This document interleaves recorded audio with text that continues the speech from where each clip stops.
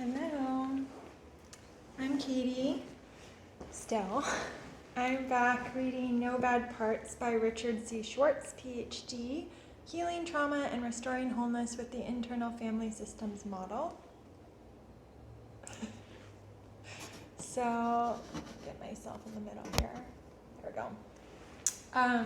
I'm just going to keep going. We are on, where are we? Chapter 3.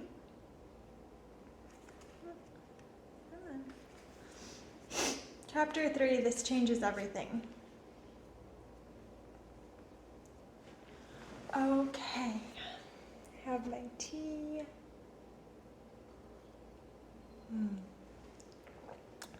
Vanilla almond. Okay. This changes everything. In Christianity, the definition of sin is anything that disconnects you from God and takes you off your path. Burdens disconnect self from parts and give them extreme impulses. Burdened parts either don't experience self at all or don't listen to self. So when parts are unburdened, it's not only that they immediately transform, but they also now have much more connection to and trust for self, which is the second goal of IFS. When I began understanding that, I saw parallels between the inner world and the outer world. Just as people walk around feeling disconnected from each other and from whatever they call God, what I will refer to as self, due to the burdens of sin they carry, parts also wander around feeling disconnected from each other and from us. Their unburdening not only allows for that reconnection inside, but it also fosters more connection between yourself and whatever you want to call the big self, capital S-E-L-F. As we do this kind of healing, we're not only helping ourselves not have symptoms and feel better, but we're also connecting the dots. It's as if there's a piece of God, for lack of a better word, in all of us, and as it turns out, in all of our parts. Having done IFS with people diagnosed with dissociative identity disorder, I've often found myself talking directly to one of their parts across multiple sessions. As I did that, the part would start talking about its parts, and I eventually learned that the part had a self as well. At first, this was mind-blowing. Parts having parts, but after I calmed down, it made a kind of aesthetic or spiritual sense that we would have parallel or isomorphic, same form systems as at entry level, at every level. There's no entry level. I'm going to read that again. At first, this was mind-blowing. Parts having parts, but after I calmed down, it made a kind of aesthetic or spiritual sense that we would have parallel or isomorphic, same form systems at every level. It's like those Russian stacking dolls, similar systems embedded within bigger systems. Another analogy would be fractals. While it was disconcerting at first, there's something beautiful about this nested parallel systems phenomenon for me, although I don't know how far it goes. I've actually worked with subparts of a part and came to find that it had parts too. As I said before, I've come to see parts as sacred things. They contain their own self, and they're worthy of the love and compassion of yourself. Back to Christianity. This seems parallel to the idea that people are created in God's image and are worthy of God's love. If people can unburden, transform into their true nature, and feel reconnected to something larger, why wouldn't it be the same for parts? For several years, we did IFS trainings for the Reformed Theological Seminary in Jackson, Mississippi, and all the students were evangelical Christians. I knew I'd be telling them that people were basically good, and so I expected them to argue that people were basically bad, and indeed, we had that debate. I asked, doesn't it say in the Bible that man is created in the image of God? They replied, yeah, that's true, but it's just this little seed in there, and it's covered over by all this original sin. I said, well, if we can translate original sin into burdens, we're talking the same language. Their professor, Bill Richardson, summed it up nicely. You know, he said, I kind of know what you're trying to do here. You're asking us to do inside ourselves what Jesus did in the outside world. That is, Jesus went with compassion and curiosity and care to the exiles in the outside world and healed them, the lepers, the poor, the outcasts. Getting back to connecting the dots, what if each of us and each of our parts contains a piece of self that longs to reconnect with itself? What if by helping parts unburden and trust ourselves so that we feel our connectedness to other people, to the planet, and to self, we are serving this larger project of divine reconnection? I think this is what IFS offers spiritual seekers. Our enlightenment is much brighter and more sustained if all of us is involved and we don't treat the ego as this bad part we have to leave behind in the dust on the way to attaining that enlightenment. Our parts long for connection to ourself just as much as we long to connect to self. When people spend time exploring inside, they all come to the same conclusion, that this essential self is who we really are. I think that what's often called awakening or enlightenment is the embodied realization of that fact, and that shift from identifying with your parts and their burdens to identifying as yourself has profound implications. What we're talking about transcends any particular religion and doesn't even require that you believe in something spiritual, just that you come to accept that there is this beautiful essence in you and everyone else, and that it can be accessed simply by opening space inside. Some meditations do this by emptying the mind, but in IFS, instead of wrestling with parts that don't want to be emptied, we lovingly ask them to open space inside for a few minutes and then find that self emerges immediately and spontaneously. Again, this is all a lot of talk until you actually experience it for yourself, so let's shift now to some exercises that are designed to help you get to know your parts better and bring more self to them. Exercise 1, Dilemma Meditation. Once again, I invite you to get comfortable and take some deep breaths. Now think of a dilemma in your life, either one that you're currently facing or one that you faced in the past. Pick an issue that you've experienced a lot of conflict around. And as you focus on this dilemma, notice the parts on each side of it and notice how they battle with each other. And then notice how you feel toward that battle or toward each part in the battle. Now let's get to know each of those parts one at a time. To do that, you're going to ask one of them to go into a kind of waiting room. That will create a bit of a boundary that will allow the one you're currently working with to relax a little bit.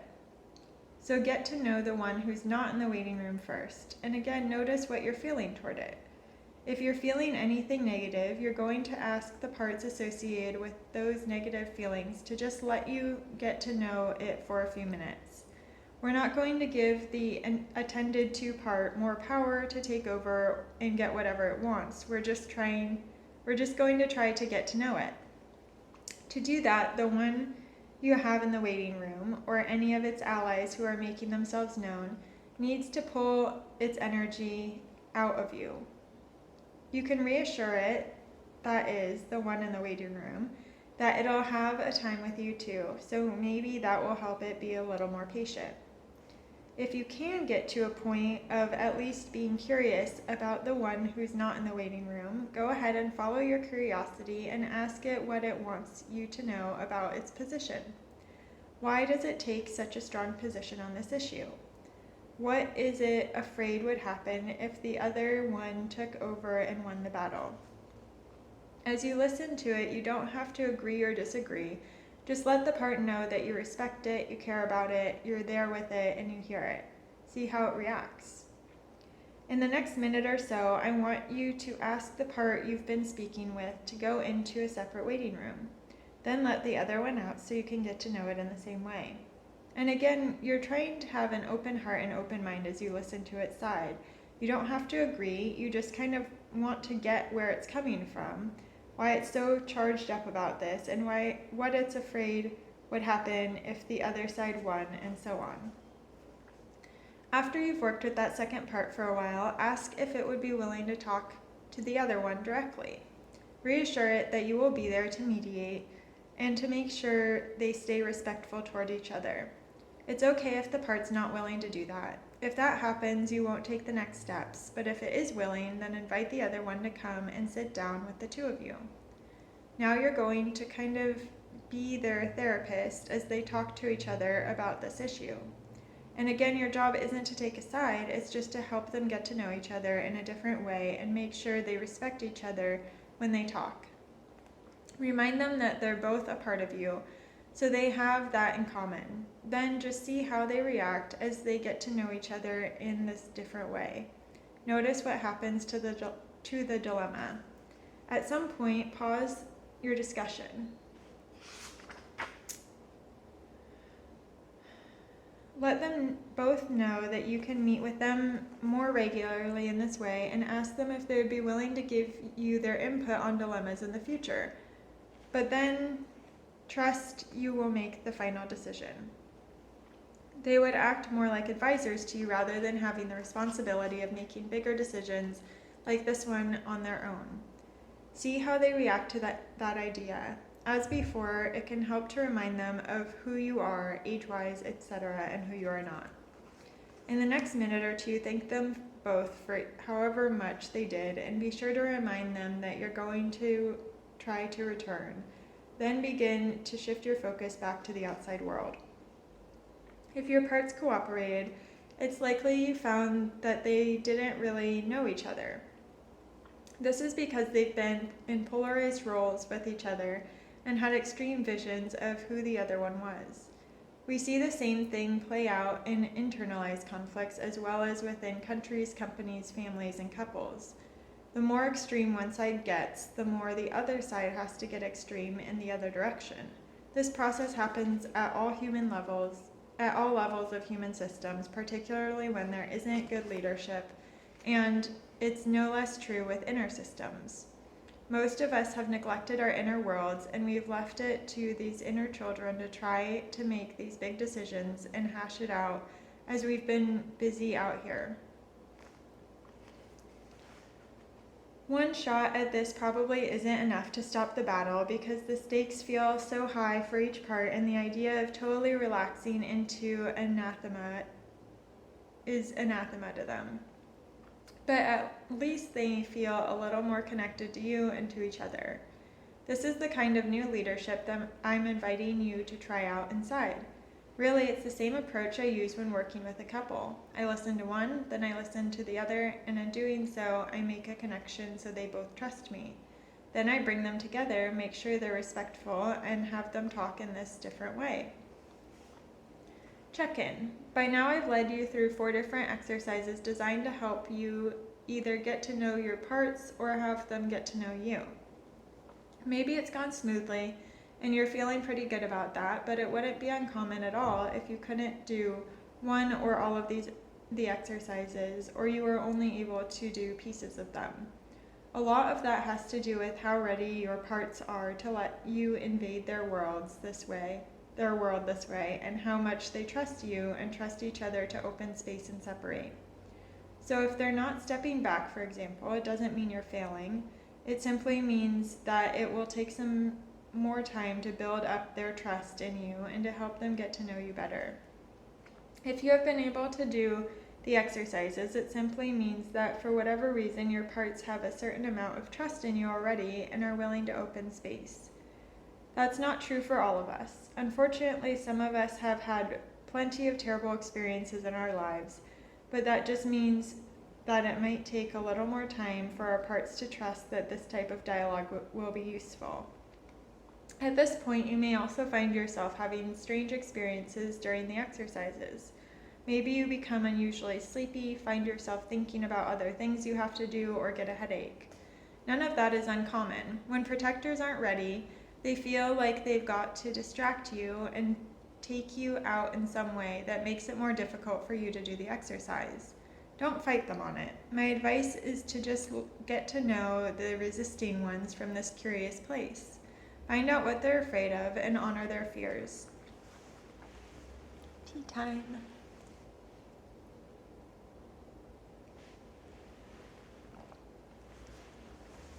Exercise.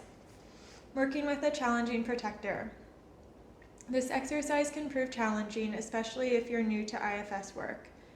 If that's the case for you, just do your best to get to know the parts that aren't so ready. Take a second and get comfortable, setting up like you would if you were going to meditate. Think of a part of you that really bothers you or gets in your way, one that you have a lot of shame about or one you might be afraid of. Take a second to think of one. What you're looking for is more of a protective part rather than a real vulnerable one.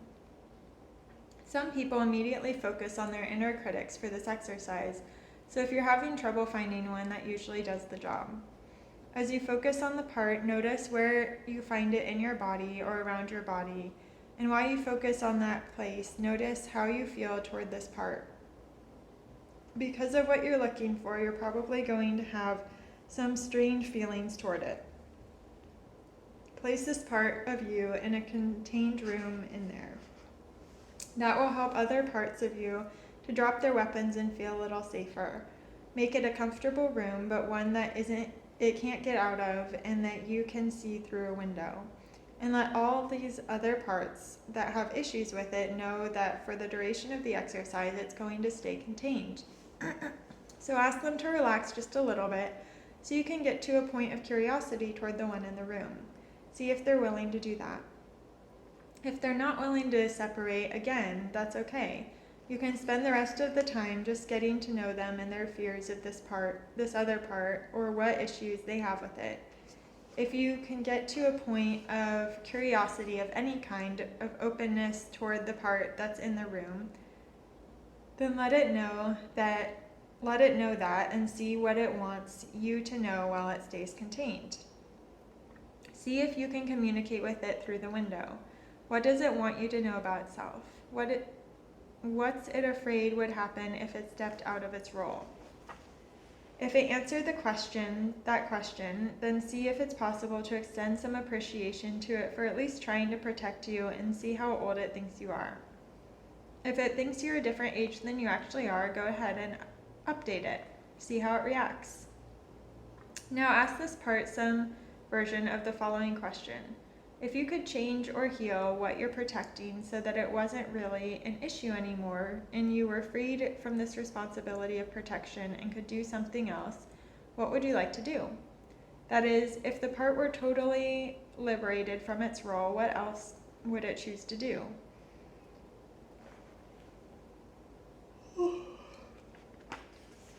After it answers that question, ask what it needs from you in the future. Then check with your other parts before we stop. Just see how they're reacting as they witness this conversation you had with the protector part. When the time feels right, I invite you to finish up in there.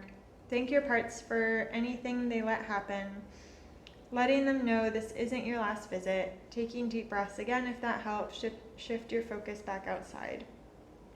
Some years ago, I was invited to present briefly to the Dalai Lama at a conference called Mind and Life Europe.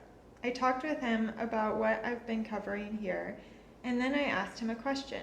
Your Holiness, you ask us to offer compassion to people who are our enemies, or at least to think of them with compassion. What would it be like if we did that with our inner enemies too? That's what this exercise is all about, to help you go to your inner enemies. Having compassion for them might be difficult at first, but ideally we start out with an open mind and really try to get to know them. I don't know if this happened for you, but if you stay with it and keep asking questions that are non-threatening, these inner enemies will reveal their secret stories of how they got forced into those roles and what they're protecting, and how in many cases they were really heroes.